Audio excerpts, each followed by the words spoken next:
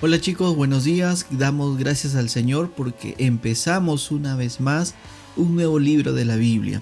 Estamos ahora entrando al libro de Jueces, un libro que nos permitirá mirar más de cerca el amor del Señor, también la lamentable rebeldía del pueblo de Israel, pero la paciencia. Dios tiene una paciencia muy particular que enseñarnos en este libro de los Jueces. Y también podemos observar en este nuevo libro que vamos a leer cómo el pueblo de Israel, lamentablemente por tener esa permisividad con los cananeos, llega a una triste situación de la cual va a terminar el libro resaltando su insensibilidad para las cosas de Dios. Por eso es que necesitamos libros como el de Jueces para poder reflejarnos y mirar los cuidados que debemos tener en nuestras propias vidas, ya que el pueblo de Israel es una clara evidencia, una clara muestra de cómo es el corazón de todo ser humano.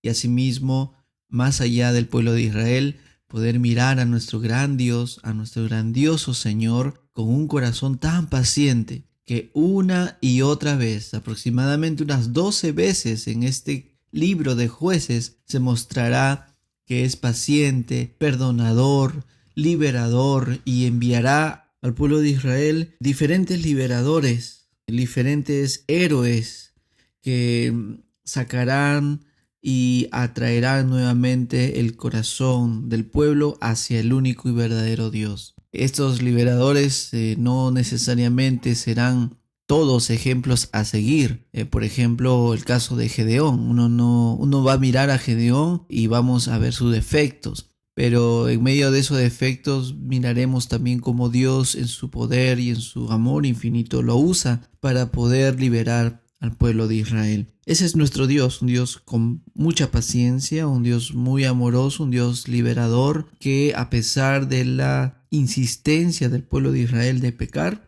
Dios estará liberándolos.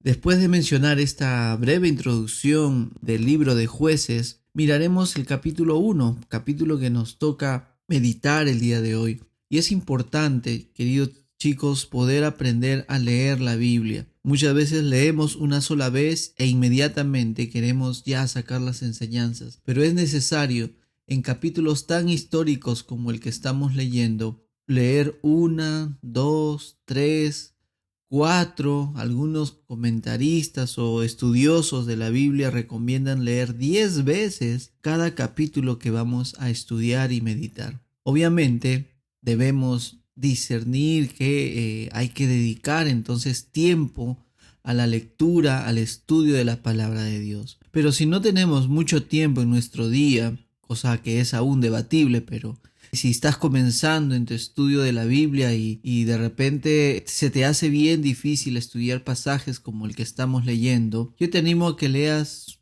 varias veces la Biblia, varias veces el capítulo, que tengas la mayor cantidad de los sentidos dedicados a la lectura de la Biblia. Me refiero a tu mirada, si tienes por ahí un audio del capítulo que te toca leer, también reproducirlo a la vez. Y así, ¿no? Diferentes lugares en los cuales no haya mucha bulla, no haya distracciones, para tener la mayor concentración posible en la lectura de la palabra de Dios. Obviamente estamos aquí presuponiendo que todo eso lo hacemos orando al Señor. Oramos antes de hacer nuestro devocional, oramos durante el devocional y oramos al final también de nuestro devocional. Entonces, el capítulo 1, una de las cosas que va a resaltar mucho el autor, espero que te hayas dado cuenta también, es que los israelitas prácticamente convivieron con los cananeos. Ellos no los expulsaron, los israelitas habitaron juntamente con ellos, así lo menciona el versículo 21, versículo 27, 29, versículo 30, 31. Versículo 33, en cada uno de estos versículos, la palabra nos dice que no expulsó a los habitantes de diferentes ciudades, ¿no? De Geser, de Aco, de Afec, de Elba, Axib, etcétera. Podemos mencionar diferentes ciudades y a diferentes tribus. Está la tribu de Efraín, Zabulón, Aser, Neftalí, Manasés. Cada una de estas tribus no expulsaron Y cuando Dios los fortaleció, en vez de expulsarlos, lo que hicieron estas tribus fue someterlos a trabajos forzados, que es la traducción de la Biblia de las Américas, lo que nos dice la versión de la Reina Valera, que los hicieron tributarios. Entonces ese no era el plan de parte de Dios, sino eran que los destruya, porque era un juicio para esas naciones cananeas que ya habían escuchado del único y verdadero Dios y voluntariamente habían decidido no vivir bajo los mandamientos, no vivir bajo el cuidado y la guía, la adoración del único y verdadero Dios. Entonces Israel iba a ser el martillo, el brazo de juicio de parte de Dios para estas naciones que se habían rebelado contra el mismo Dios. Pero Israel no hizo eso. De repente, pretendiendo ser más misericordiosos que Dios mismo, les perdonaron la vida. Y esto fue la debacle, esto fue lo terrible, la mayor desgracia que cometió el pueblo de Israel. Fue permitirse ser contaminados con las ciudades cananeas que estaban habitando en esa región. Queridos chicos, es imposible convivir con el mundo y con Dios. Es imposible. El mundo saturó la mente de los israelitas y Dios sabía que eso iba a suceder y por eso les advertía una y otra vez que tenían que no contaminarse, tenían que expulsar a los cananeos de esa ciudad, tenían que destruirlos. Pero el israelita, lamentablemente, pensando aún soberbiamente que su criterio pudo ser mejor que el de Dios, les perdonaron la vida. No nos enfatiza cuál fue el motivo. De repente el pueblo de Israel se sintió superior y quería tener súbditos. De repente el pueblo de Israel quiso, como ya mencioné, ser más misericordioso y mostrarles bondad. No lo sabemos, pero el hecho es que la obediencia es innegociable con Dios.